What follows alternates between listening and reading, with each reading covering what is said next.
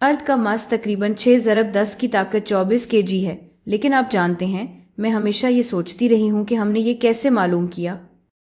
ज़मीन पर रहकर आप कैसे किसी प्लैनेट का मास मालूम कर सकते हैं? ये हमने Newton's universal law of gravity इस्तेमाल करके मालूम किया था। और इस वीडियो में मैं आपको बिल्कुल यही दिखाऊंगी कि ये कैसे होता है। तो ग्रेविटी क्या है? ग्रेविटी एक फोर्स ऑफ अट्रैक्शन है जो यूनिवर्स में किसी भी दो मासेस के दरमियान होती है। मिसाल के तौर पर अर्थ का मास है और इस एक का भी मास है। जाहिर है ये ड्राइंग्स असल स्केल पर नहीं बनी हुई, ठीक है, लेकिन चूंकि दोनों का मास है, ये एक दूसरे को अट्रैक्ट करेंगे और यही फोर्स ऑफ ग्रेविटी है। याद रखें, सिर्फ अर्थ ही सेब को अपनी तरफ नहीं खींच रही, सेब भी अर्थ को वापस अपनी तरफ खींचता है।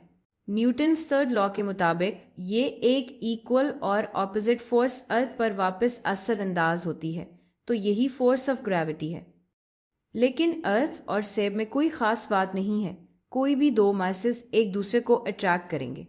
इसका मतलब है कि मिसाल के तौर पर आप और मून भी एक दूसरे को अट्रैक्ट कर रहे हैं क्योंकि आप दोनों का मास है। आप और ये सेब एक दूसरे को अट्रैक्ट कर रहे हैं, आप और अर्थ भी एक दूसरे को अट्रैक्ट कर रहे हैं। यानी यूनिवर्स में कोई भी दो मासेस एक दूसरे को अपने मास की वजह से अट्रैक्ट करेंगे और यही फोर्स ऑफ ग्रेविटी है। लेकिन फौरन ये सवाल पैदा होता है कि फिर हम ये फोर्स ऑफ अट्रैक्शन आपस में क्यों नहीं महसूस करते, या हमारे घर का फर्नीचर एक दूसरे से क्यों नहीं चिपक जाता?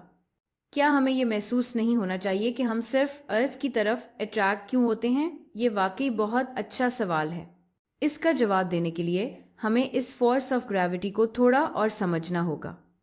तो आइए ऐसा करते हैं और फिलहाल सिर्फ अर्थ और सेब की मिसाल लेते हैं। पहला सवाल जो हम खुद से पूछ सकते हैं ये है कि अगर अर्थ का मास या सेब का मास बढ़ जाए तो इस फोर्स ऑफ ग्रेविटी के साथ क्या होगा? आपको क्या लगता है क्या होगा? क्योंकि फोर्स ऑफ ग्रेविटी एक अट्रैक्टिव फोर्स है जो मासेस के दरमियान होती है, तो हम एक्सपेक्ट कर सकते हैं कि अगर मासेस बढ़ जाएं तो फोर्स ऑफ ग्रेविटी भी बढ़ेगी। तो हम प्रिडिक्ट कर सकते हैं कि फोर्स ऑफ ग्रेविटी दोनों बॉडीज के मासेस के साथ बराह रास्त रिलेटेड होनी चाहिए, ठीक है। अगला सवाल जो हमारे जहन में आता है वो ये है कि इस फोर्स ऑफ ग्रेविटी के साथ क्या होगा अगर ये मासेस एक दूसरे से दूर चली जाएं। दिलचस्प बात है, देखें, मैं इस बारे में ऐसे सोचती हूँ, इतने ज़्यादा बड़े स्टार्स और गैलेक्सीज बहुत दूर हैं, ठीक है, तो फिर हमें इनकी फोर्स ऑफ ग्रेविटी क्यों महसूस नहीं होती? मेरा मतलब है वो तो बहुत मासिव हैं, शायद इसलिए कि वो इतने दूर हैं कि इनकी फोर्स ऑफ ग्रेविटी बहुत कमज़ोर हो जाती है। इससे हम शायद ये प्रिडिक्ट कर सकते हैं कि जितना हम दूर जाएंगे फोर्स ऑफ ग्रेविटी इतनी ही कमज़ोर होती जाएगी, और अगर आप बहुत ज़्यादा दूर चले जाएं तो ग्रेविटी इतनी ही कमज़ोर हो जाती है कि इसका असर तकरीबन ना होने के बराबर रह जाता है। तो इसका मतलब ये हुआ कि फोर्स ऑफ ग्रेविटी ऑब्जेक्ट्स के दरमियान डिस्टेंस के साथ इन्वर्सली रिलेटेड होनी चाहिए। अब पता ये चलता है कि न्यूटन ने भी इसी तरह सोचा था, और जब इसने ऑब्जर्व किया कि मून कैसे घूमता है और प्लैनेट्स कैसे सन के गिर्द घूमते हैं, तो वो इस फोर्स ऑफ ग्रेविटी के लिए एक एक्सप्रेशन निकालने में कामयाब हो गया। तो वो एक्सप्रेशन क्या है आप जानते हैं? इसके लिए आइए इन चीज़ों को लेबल करते हैं। फर्ज करेंगे प्लैनेट का मास, अर्थ का मास है m1, दूसरे ऑब्जेक्ट का मास है m2, और फर्ज करें कि इनके सेंटर्स के दरमियान डिस्टेंस सरफेसेस नहीं बल्कि सेंटर्स के दरमियान डिस्टेंस है और इन दोनों ऑब्जेक्ट्स के दरमियान फोर्स ऑफ ग्रेविटी इस एक्सप्रेशन से मिलती है। हम अभी वापस आएंगे कि जी क्या है, लेकिन सिर्फ इसे देखकर हम कह सकते हैं कि फोर्स ऑफ ग्रेविटी मासेस के साथ डायरेक्टली रिलेटेड है, बिल्कुल वैसा ही जैसा हमने सोचा था। हम ये भी देखते हैं कि फोर्स ऑफ ग्रेविटी इनके दरमियान डिस्टेंस के साथ इन्वर्सली रिलेटेड है, फिर से बिल्कुल वैसा ही जैसा आपने सोचा था, लेकिन यहाँ स्क्वायर भी है, इस पर भी वापस आएंगे, लेकिन एक तीसरी दिलचस्प बात भी है। देखें, चाहे आप फोर्स ऑफ ग्रेविटी से पर कैलकुलेट करें या अर्थ पर, दोनों सूरतों में आपको दोनों मासेस की वैल्यू डालनी पड़ेगी। इसका मतलब है कि आपको एक ही वैल्यू मिलेगी चाहे आप फोर्स ऑफ ग्रेविटी से पर देखें या अर्थ पर। यह भी अच्छी बात है क्योंकि हम पहले ही देख चुके हैं कि न्यूटन्स थर्ड लॉ के मुताबिक ऐसा ही होना चाहिए। तो ये बहुत ज़बरदस्त है, सब कुछ परफेक्टली फिट हो रहा है और जाहिर है ये सिर्फ अर्थ और एप्पल के लिए ही नहीं बल्कि यूनिवर्स में किसी भी दो मासेस के लिए दुरुस्त है, इसीलिए इसे यूनिवर्सल लॉ ऑफ ग्रेविटेशन कहते हैं। इसी एक्सप्रेशन को ये नाम दिया गया है, ठीक है। और अब जी क्या है? जी एक कांस्टेंट है। ये एक यूनिवर्सल कांस्टेंट है और इसकी वैल्यू हमें एक्सपेरिमेंट से मिली और ये तकरीबन 6.67 ज़रब 10 की ताकत 11 यूनिट्स है। लेकिन इसके यूनिट्स क्या हैं? बेहतर होगा कि आप यहाँ पॉज करें और ख़ुद सोचें कि यूनिट्स क्या हो सकते हैं। आपको बस इस इक्वेशन को थोड़ा सा रीअरेंज करना है ताकि आप खुद देख सकें। तो क्या आप कोशिश करेंगे? अच्छा, आइए ये करते हैं। तो हम इसे इस तरह रीअरेंज करते हैं कि जी एक तरफ आ जाए और फिर दूसरी तरफ क्या मिलेगा? जब आप मल्टीप्लाई और डिवाइड करेंगे तो यहाँ और स्क्वायर आएगा और नीचे m एक और m दो होंगे। तो अब g का यूनिट भी इसी नंबर के यूनिट जैसा होना चाहिए। तो यहाँ एक न्यूटन है, यहाँ डिस्टेंस है तो ये metre squared divided by kilograms है। तो किलोग्राम्स ज़रब किलोग्राम्स यानी किलोग्राम स्क्वायर्ड। तो ये हमारी यूनिवर्सल ग्रेविटेशनल कांस्टेंट की वैल्यू है और इस नंबर को देखें, ये इतना छोटा है, 10 की ताकत 11। तो अगर मैं यहाँ कुछ किलोग्राम्स डालूं, अगर आप मसलन फोर्स ऑफ अट्रैक्शन देखें, फ़र्ज़ करें आप और एक सेब के दरमियान, तो यहाँ आप कुछ किलोग्राम्स डालेंगे और वैल्यू बहुत छोटी आएगी, बहुत ही छोटी, 10 की ताकत -11, बहुत टाइनी। और इसलिए वो फोर्स प्रैक्टिकली नेग्लिजिबल हो जाती है, यानी वो फोर्स मौजूद है लेकिन इतनी छोटी है कि हमें नज़र नहीं आती। लेकिन अर्थ का मास बहुत ज़्यादा है, हमने शुरू में देखा था इसका मास 10 की ताकत 24 है। तो इस बहुत बड़ी वैल्यू की वजह से फोर्स अर्थ और अर्थ पर मौजूद बाकी चीज़ों के दरमियान फोर्स ऑफ ग्रेविटी डोमिनेट करती है, क्योंकि अर्थ बहुत मैसिव है और जाहिर है हम भी अर्थ के बहुत करीब हैं। हम तकरीबन अर्थ के ऊपर ही हैं, ठीक है। अब यहाँ डिनोमिनेटर में देखें, यहाँ आर स्क्वायर है। तो चूंकि फोर्स ऑफ ग्रेविटी डिस्टेंस के स्क्वायर के इन्वर्सली रिलेटेड है, इसीलिए इसे इन्वर्स स्क्वायर लॉ भी कहते हैं। लेकिन इसका मतलब क्या है? इसका मतलब ये है कि अगर आप डिस्टेंस डबल कर दें अर्थ के सेंटर और मसलन इस सेब के दरमियान, तो फोर्स के साथ क्या होगा?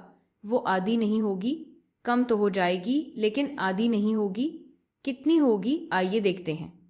अगर मैं यहाँ डिस्टेंस डबल कर दूं तो अब मेरे पास 2r का पूरा स्क्वायर आ जाएगा, लेकिन 2r का पूरा स्क्वायर यहाँ भी तो एक स्क्वायर है, तो मेरे पास आ जाएगा 4r स्क्वायर।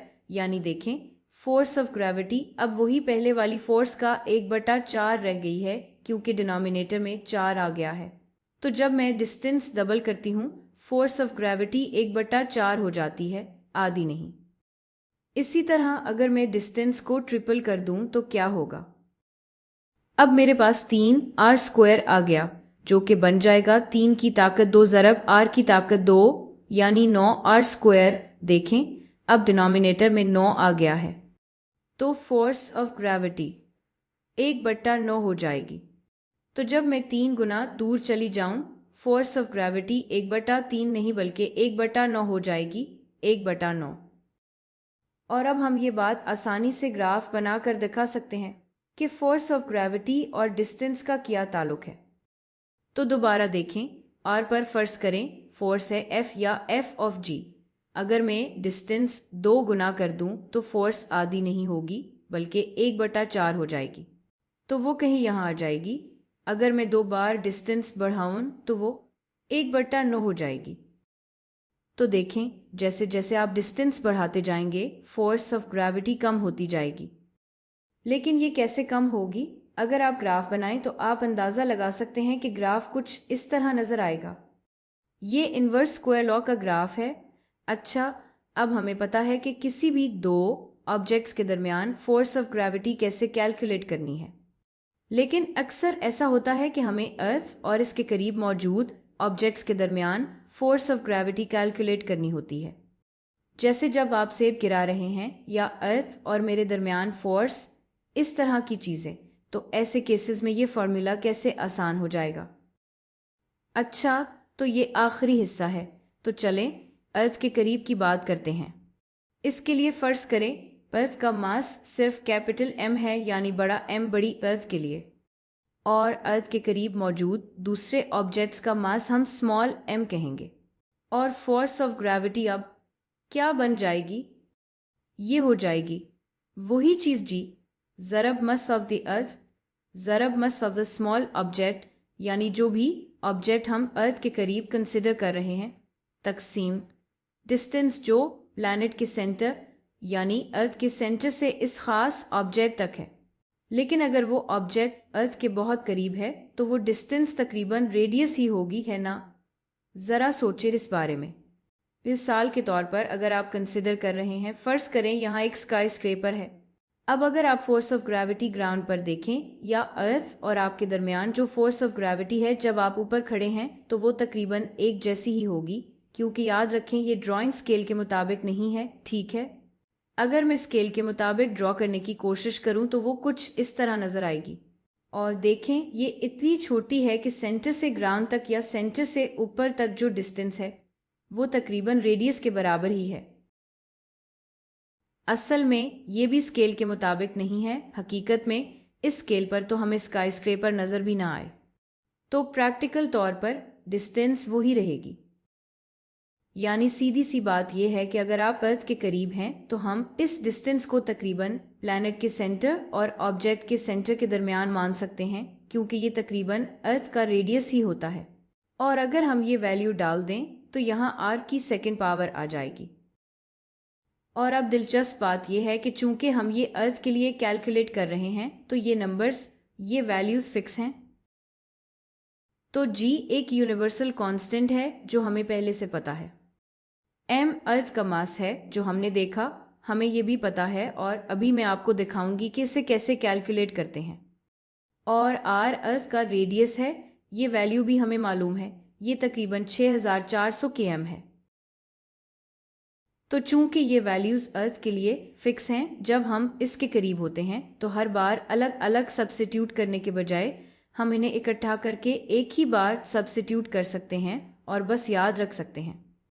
तो अब हम इसे सिंप्लीफाई कर सकते हैं और कह सकते हैं कि अर्थ के करीब ऑब्जेक्ट्स पर फोर्स ऑफ ग्रेविटी बराबर होगी।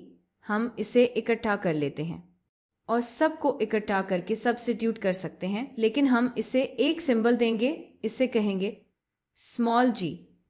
ये कैपिटल G जैसा नहीं है, ठीक है? तो फोर्स ऑफ ग्रेविटी हो जाएगी m ज़रब स्मॉल g, m ज़रब स्मॉल g। तो ये हमारा सिंप्लीफाइड एक्सप्रेशन बन गया फोर्स के लिए जो अर्थ के करीब है। अब देखें, ये कोई नया एक्सप्रेशन नहीं है फोर्स ऑफ ग्रेविटी के लिए जब अर्थ के करीब हों। ये बिल्कुल वही है जो यूनिवर्सल लॉ ऑफ ग्रेविटी है, बस हमने इसे सिंप्लीफाई कर लिया है। अब g की वैल्यू क्या है? हम कैपिटल G, अर्थ का मास और अर्थ का रेडियस, इन सब की वैल्यूज सब्स्टिट्यूट कर सकते हैं।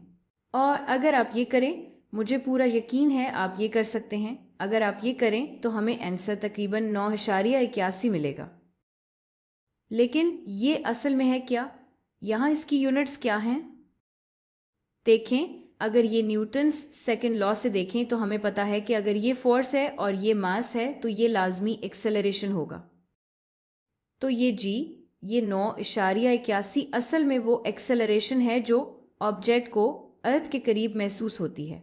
ये वही एक्सेलरेशन है जो सेब को महसूस होगी अगर आप इसे गिरा दें और बाकी सब फोर्सेस को इग्नोर कर दें, सिर्फ फोर्स ऑफ ग्रेविटी हो, यानी वैक्यूम में। तो दिलचस्प बात यह है कि हर ऑब्जेक्ट, देखें, ये नंबर ऑब्जेक्ट के मास पर डिपेंड नहीं करता, ये नंबर सिर्फ प्लैनेट के मास, अर्थ के मास, अर्थ के रेडियस और कैपिटल G की वैल्यू पर डिपेंड करता है।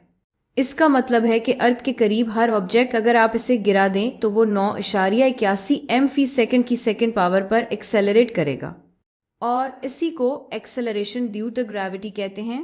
अब ये वो एक्सेलरेशन है जो अर्थ की ग्रेविटी की वजह से है। मुख्तलिफ प्लैनेट्स पर एक्सेलरेशन ड्यू टू ग्रेविटी अलग होगी क्योंकि उनके मासेस और रेडियाई अलग होंगे। अच्छा, तो अब हम अपने असल सवाल का जवाब दे सकते हैं। हमने अर्थ का मास कैसे मालूम किया? तो अंदाज़ा लगाएं, यही बात है।